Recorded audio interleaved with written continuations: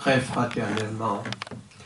C'est toujours pour moi un moment de joie, d'allégresse quand je partage ce moment de communion, de connaissance avec l'Église. Alors, je dirais qu'il y a des choses qui changent une vie et qui peuvent changer profondément les événements, même le cours religieux. Je pense en particulier à une date qui était le 29 août de l'année 70. Eh bien, à cette date-là, le 29 août de l'année 70, il y avait, comme nous dirions, une guerre à Jérusalem. Et il y a un soldat qui avait une torche et il a lancé sa torche dans l'ouverture d'une fenêtre dans le temple à Jérusalem. Et dans cette chambre de laquelle la torche a été lancée, elle a évidemment mis le feu, mais c'est là que se trouvaient toutes les généalogies juives. Alors qu'est-ce que ça a changé? Ça a changé d'une manière déterminante le fait que seuls parmi les 12 tribus d'Israël, ceux qui appartenaient à la tribu de Lévi avaient le droit d'officier au culte, de participer au culte. Et à partir de ce moment où la chambre a brûlé avec les généalogies, plus personne ne savait, suivant les généalogies, de quelle tribu il appartenait. Nous avons dans l'histoire d'Israël un cas d'un roi, on en a déjà parlé, Osias. Ce roi a voulu entrer dans le Saint des Saints, dans la première partie, dans laquelle les sacrificateurs pénétraient, et il a voulu lui-même offrir les parfums, parce qu'il y avait l'autel des parfums.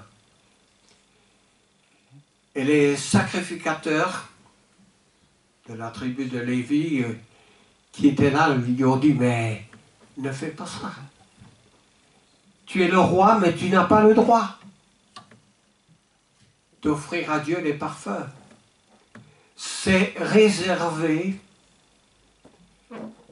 aux prêtres, aux sacrificateurs, ceux de la tribu de Lévi. Mais vous savez, le roi, il était orgueilleux et il a quand même voulu prendre cette charge. Et au moment même qu'il a offert les parfums, il est devenu subitement lépreux. Or, vous savez, la lèpre, ça ne pardonne pas. Ça ne se soigne pas avec des plantes. La lèpre l'obligeait à vivre séparément pour ne pas donner la contagion à ceux qui l'entouraient.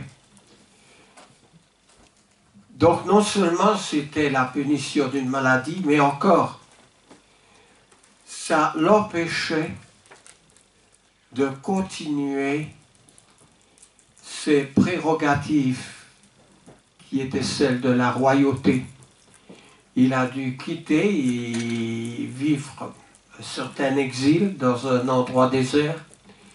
Et son fils qui avait 16 ans a dû devenir le régent pour continuer les affaires royales. J'en reviens donc à ce que je disais du 29 août, ce soldat qui a lancé la torche, qui a mis le feu à toutes les généalogies, empêchait tout juif de continuer le service qui était établi par la loi de Moïse pour rendre le culte à Dieu. Et à partir de cette date,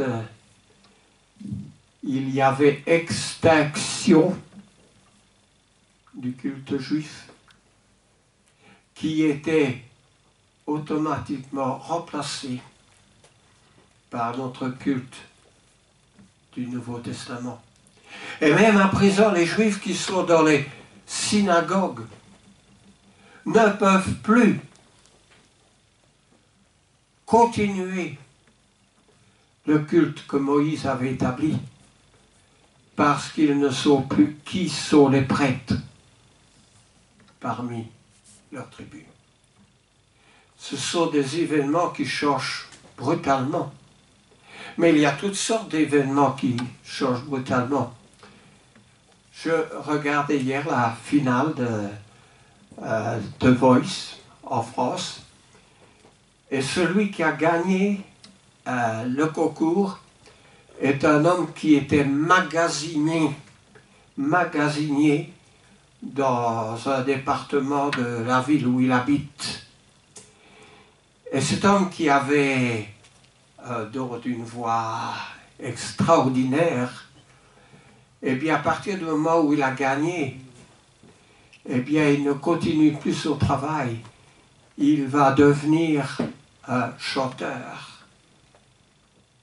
Et c'est un changement de vie.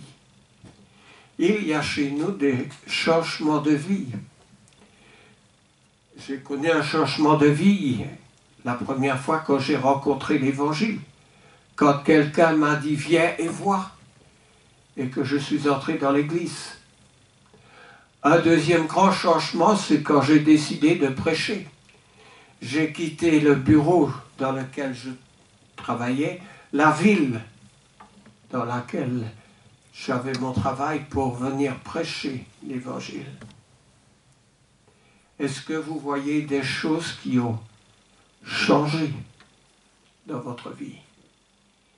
Il se peut qu'il y a des choses qui vont changer dans votre vie. Êtes-vous prêt à assumer une nouvelle direction, un nouveau travail, de nouvelles responsabilités, une famille peut-être que vous allez fonder? Lorsque les jeunes vont se marier, de nouvelles charges, de nouvelles responsabilités, des enfants qui vont naître. Le pouvoir, j'entends par le pouvoir instruire la parole de Dieu. Quel bonheur quand on peut parler de la parole de Dieu avec les siens. Plusieurs ont été convertis dans l'Évangile, dans la parole de Dieu. Je pense au geôlier de Philippe, Lydie, la marchande de pourpre, Corneille et sa maison, le premier païen, le premier Romain qui a été converti à l'Évangile. Pour toutes ces familles, lorsque l'Évangile a été porté à leur connaissance, ils ont pris la décision de suivre le Seigneur. L'eunuque, l'Éthiopien, sur son char qui a rencontré Philippe, après quelques courts moments d'avoir partagé le plan du salut, la parole de Dieu, à partir du moment où il a dit « Voici de l'eau, qu'est-ce qui empêche que je sois baptisé ?» À partir de ce moment-là, c'est l'entrée dans une nouvelle vie. parce que Philippe l'a quitté pour aller à ses cherches d'évangéliser la parole, et l'eunuque a continué sur son char. L'eunuque était allé, il était ministre de la reine de Candace, il est allé à Jérusalem pour adorer. Il n'était pas juif. Il n'avait pas le droit d'entrer et de circuler dans toute l'enceinte du temple parce qu'il n'était pas juif. Mais à partir du moment où il s'est converti à la parole de Dieu, il devenait membre des élus. Il devenait un chrétien. Dans ce royaume où il n'y a ni homme, ni femme, ni esclave, ni libre, il appartenait à Jésus-Christ. Quel changement de vie pour cet homme. Il y a des changements de vie qui arrivent dans tous les siècles, à tous les âges, à tous, hommes ou femmes. Hier, j'avais ce bonheur de parler une demi-heure avec un de mes fils de la parole de Dieu. Et Suzanne me dit, mais est-ce que tu te rends compte? Il est en Arabie et toi ici, il va devoir payer cette conversation téléphonique. Et quand on parle de la parole de Dieu, ni l'un ni l'autre ne se rend compte du prix. Parce que lorsqu'on partage la parole de Dieu, c'est du bonheur. C'est la santé spirituelle. Et c'est du bonheur pour nous ce matin. J'ai préparé pour parler dans le programme des 7 églises de l'Apocalypse, l'église de Sardes ce matin.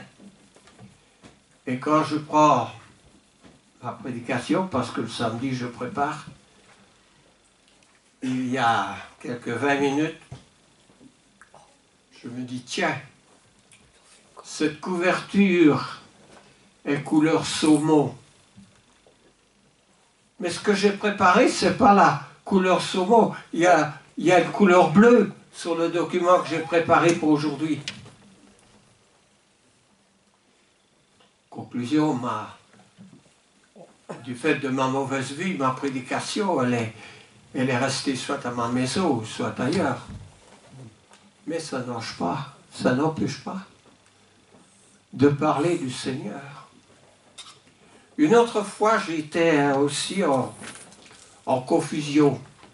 Je me trouvais aux États-Unis, dans cette grande assemblée que je visite, que j'ai visité chaque fois que j'y suis allé. Et le frère, un de mes anciens, au moment de prêcher, après la Sainte Seine, me dit, c'est à toi.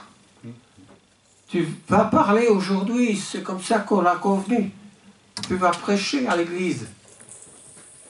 C'était une confusion parce que avec mon anglais, je n'avais pas compris que j'étais invité à prêcher. Mais quand même, je me suis levé, j'ai pris ma Bible sous mon bras, j'ai ouvert et en anglais, j'ai essayé de parler quand même. Mais quand on est avec le Seigneur, avec ceux qui lui appartiennent, on a toujours quelque chose à dire. Toujours quelque chose à partager. Alors je voudrais partager 2-3 choses quand même de la prédication que j'ai préparée sur l'église de Sardes. D'abord, il y a 2 choses dans l'église de Sardes. Il y a une première qui a changé beaucoup de choses dans la ville de Sardes. Dans la ville de Sarthe, il y avait un fleuve qui traversait, qui s'appelait le Pactole. Et dans ce fleuve qui charriait depuis la montagne, il y avait beaucoup d'or à cette époque. Beaucoup d'or. Et vous savez que l'or, ça ouvre la porte à beaucoup de choses, bonnes et moins bonnes. Et il y avait un personnage qui vivait dans cette ville. Son nom, vous le connaissez, parce que même sans fréquenter l'église, j'entendais parler de ce personnage. Crésus, riche comme Crésus. Eh bien, Crésus, lui, il a fait sa fortune avec cet or. Et beaucoup de choses ont changé dans la ville, bonnes, mais surtout beaucoup moins bonnes. Alors, Crésus est le premier qui a inventé la monnaie. Pour le monde entier, il n'y avait pas de monnaie jusqu'à ce 6e siècle, avant Jésus-Christ, et Crésus a inventé la monnaie. D'où les échanges que l'on peut que l'on peut imaginer, mais aussi porte ouverte à énormément de choses, la débauche, etc. Mais je veux sortir de ce côté de la monnaie, de l'or, parce qu'il y avait au-dessus, la ville se trouvait à 400 mètres de hauteur. On y accédait par un petit sentier qui donnait du côté gauche le fond de la vallée avec le fleuve qui coulait. Et au-dessus, il y avait aussi ce paganisme avec un temple. Je vais l'appeler la Reine des Cieux, parce que son nom grec mania quelque chose ne va pas nous dire beaucoup. Et il y avait ce culte à cette femme. Et vous savez, ce culte à cette femme-là, se retrouvait dans plusieurs autres endroits du monde. Elle se retrouvait à Babylone, sous le nom de Cybèle. Elle se retrouvait en Égypte. Elle se retrouvait en Asie mineure. Elle se retrouvait à Rome sous le nom de Fortune. Chacune de ces femmes avec l'enfant divin. Et bien entendu à Éphèse, là où il y a eu conflit lorsque l'apôtre Paul est arrivé avec la Diane des Éphésiens. Et tout cela a donné résurrection à une femme dont le prophète Jérémie et Ézéchiel dénoncent le culte qui est offert à cette femme. Cette femme qui est appelée, vous le trouverez dans le livre de Jérémie, la Reine des Cieux. Eh bien, la Reine des Cieux, elle a ressuscité, si vous voulez, elle a émergé de tous ces cultes rendus à la femme, puisqu'au IVe siècle, la Reine des Cieux a été ou est à nouveau apparue sous le nom de Marie, la mère de Jésus. Au IVe siècle, le christianisme commençait à fleurir un peu partout. Et évidemment, on voulait voir disparaître les cultes à ces femmes. Mais tout le monde était d'accord pour que la Reine des Cieux, elle, soit Marie. Et à partir de ce moment-là, le culte de Marie allait démarrer. C'est très historique, mais vrai, ce que je raconte. Si nous en revenons à notre Bible, aux évangiles, dans lequel nous trouvons que Marie, la Sainte Vierge, a très bien rempli son rôle que le Seigneur lui avait attribué. La dernière fois que nous entendons parler de Marie était tout au début du livre des Actes. Marie, les frères de Jésus, et quelques 120 disciples étaient assemblés dans l'église à Jérusalem. Et Marie gardait sa place d'une sainte femme, mais comme dans l'église du Seigneur, comme aussi dans la religion juive, la femme gardait le silence dans les assemblées. Et après cela, Marie est restée dans le silence parce que dans aucun des autres livres, des 24 livres du Nouveau Testament, il n'est plus question de Marie. Et l'apôtre Paul dit, si nous avons connu Jésus selon la chair, maintenant, dit l'apôtre Paul, nous ne le connaissons plus de cette manière-là. Parce que Jésus aujourd'hui est au ciel, il est notre Seigneur, il est notre avocat, il est le chef de l'Église, il est le Fils de Dieu. Et sa mission de rédempteur a été glorifiée lorsqu'il est venu. Aujourd'hui, nous l'adorons parce qu'il est Seigneur. Il est notre seul médiateur par lequel nous adressons nos prières à Dieu. Mais je voudrais revenir à l'église de Sardes, qui se trouve dans le 3e chapitre de l'Apocalypse, et lire ce qui est écrit au sujet de l'église de Sardes, avec les mêmes recommandations que pour toutes les autres églises, à savoir les salutations, à savoir ce que Jésus appréciait de ces assemblées-là, puis après les avoir complimentées, Jésus leur donnait quelques recommandations, mêlées de quelques remontrances. Et puis, il disait toujours attention, je vais venir, j'ai mon jugement avec moi. Mais il ajoutait, à celui qui vaincra.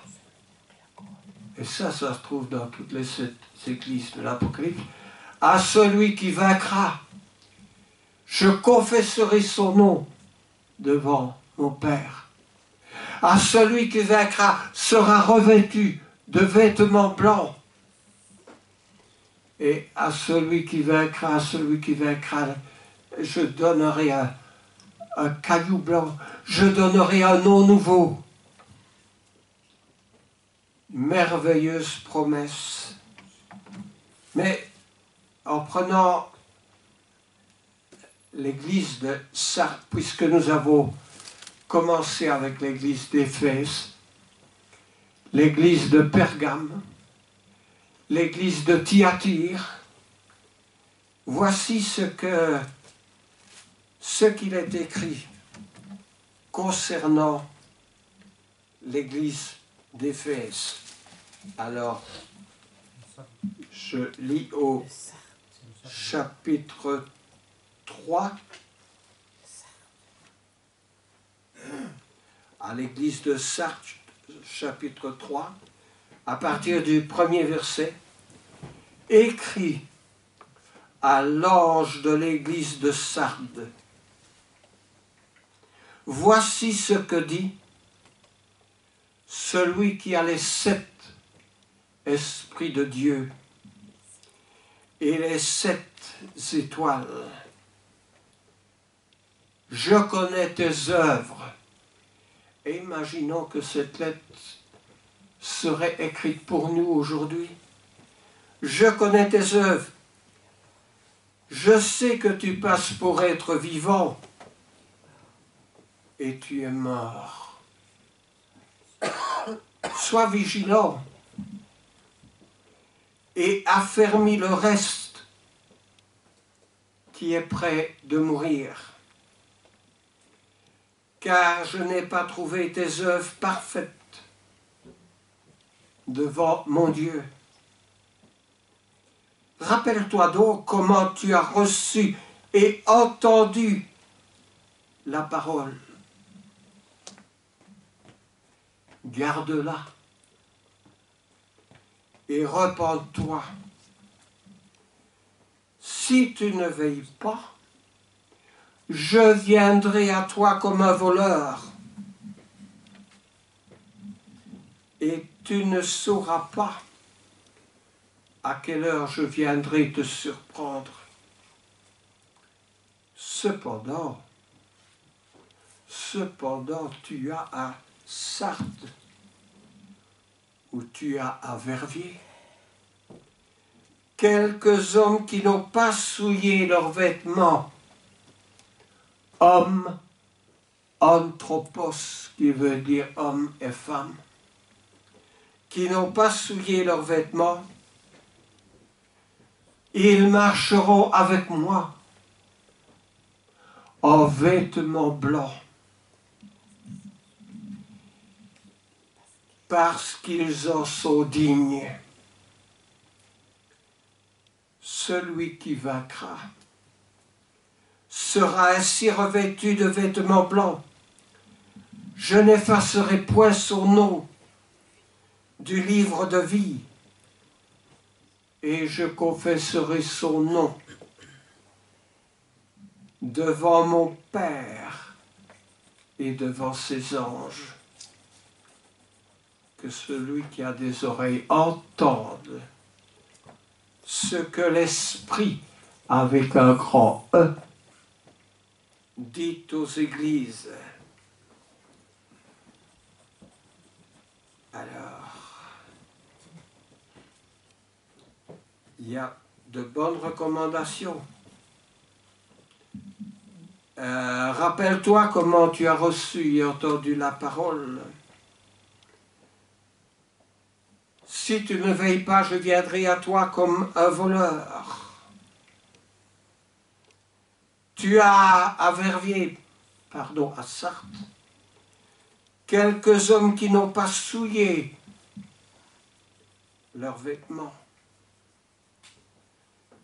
parce qu'ils en sont dignes. Celui qui vaincra sera ainsi revêtu de vêtements blancs, et je n'effacerai point son nom du livre de vie. Alors, sommes-nous parmi ceux qui passent pour être vivants et qui sont morts? Appartenons-nous au reste qui est prêt de mourir? Parce que les œuvres ne sont pas parfaites devant Dieu. Nos œuvres sont-elles parfaites devant Dieu? Et nos œuvres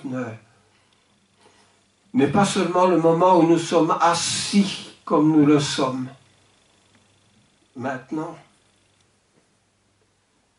Rappelle-toi comment tu as reçu et entendu la parole. Repens-toi. Ah, cette expression se trouve dans la Bible entière. Au temps des prophètes, comme au temps des apôtres. Repens-toi. Mais le problème est que les hommes, d'une manière générale, n'ont jamais voulu changer les choses. Et à cause de cela, Le premier oracle qu'Ésaïe reçoit de la part de Dieu, le premier oracle, c'est « Je hais vos fêtes, je hais vos sabbats, je hais les nouvelles lunes. » Le Seigneur en avait marre d'entendre leurs prières et de les accompagner dans leur culte. Parce que les choses telles qu'elles se passaient ne reflétaient pas leur vie, la vie de leur cœur dans l'Église. Mais quelques hommes marcheront en vêtements blancs parce qu'ils en sont dignes. Qui sont ces hommes? Sommes-nous hommes, avec l'expression anthropos, hommes et femmes, sommes-nous dignes de marcher en vêtements blancs? Et si c'est le cas, c'est seulement par la grâce de Dieu. Je n'effacerai point son nom du livre de vie. Ah oui, trop souvent nous oublions qu'il y a l'expression, le livre de vie dans la parole. Ce livre qui sera ouvert quand nous allons passer de notre état d'être humain à un être spirituel et que nous serons devant le Seigneur, le livre de vie sera ouvert. Et là, nous aurons besoin de son sang. Nous aurons besoin que ce qu'il y a de pas bon dans le livre de vie soit effacé. C'est une des fonctions, des attributions de Christ. Pour que notre nom soit confessé devant le Père et devant ses anges. Que celui qui a des oreilles entende ce que l'Esprit dit aux églises. Sommes-nous attentifs à cela? Sommes-nous prêts de confesser, de dire oui Seigneur, je veux toujours continuer de marcher avec toi. Moi, je le souhaite. Parce que si je quitte le premier, cette église pour aller de ce qu'on appelle de l'autre côté, moi, je vous attendrai. Je veux vous voir venir. Arriver, comme dans une gare lorsqu'on attend un train avec quelqu'un qui vous est cher. Cette attente, ça devient une impatience, une réjouissance. Tout au moins pour dire que ces choses spirituelles n'ont pas été dites et redites et encore dites en vain. Que le Seigneur bénisse sa parole. Par Jésus. Amen. Amen.